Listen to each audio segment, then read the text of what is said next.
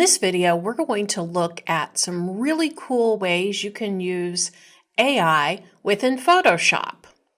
So the first thing we're going to look at is Generative Expand.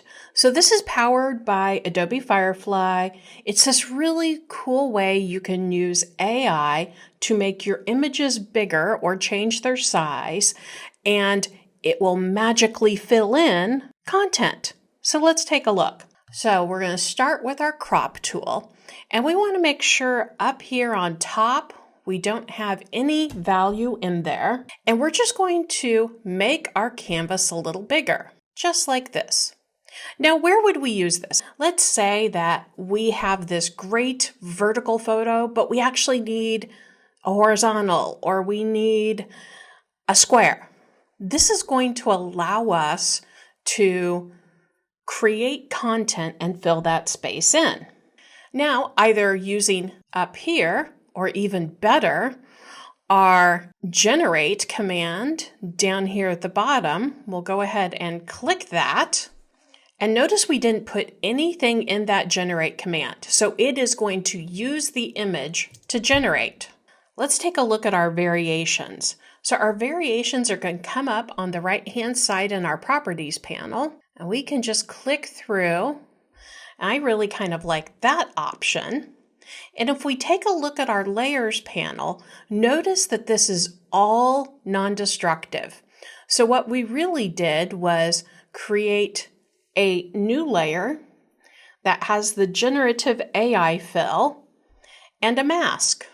Our original content is still there. So whatever we do, we can still continue to manipulate this content using these masks. Well, let's take this a step further. So this next feature is actually in the beta version, but it will be moving into the full version. So if you're not sure how to open your beta versions, if you go into your Creative Cloud, you will see you have beta right here, and you can just install these like you would any other program. Now, keep in mind, since it is beta, there might be changes when it moves into the full version, but it still gets you a chance to kind of test things out. So now we are in the beta version, and we're going to look at a different way to generate content. So I'm going to grab my lasso tool, and let's just say I'm doing some product advertisement, and I want to put a different backpack on here. So I'm just kind of doing a rough selection, and it doesn't need to be perfect. So I've got my marching ants, and if I wanted to come back in and just make sure I have a better selection, remember you can always just grab your shift tool and add to those areas just to make sure nothing strange happens. Okay, so now kind of using the same skill that we did before, I'm going to go into my generative fill, and I'm going to say a large red backpack and generate. Okay, so we've got, again, a couple of different variations we can use here, but we have an additional option. If we click on this little Enhance Detail button, it's going to enhance our details. And this has done a nice job with getting the shoulder straps in. That waist area is really good.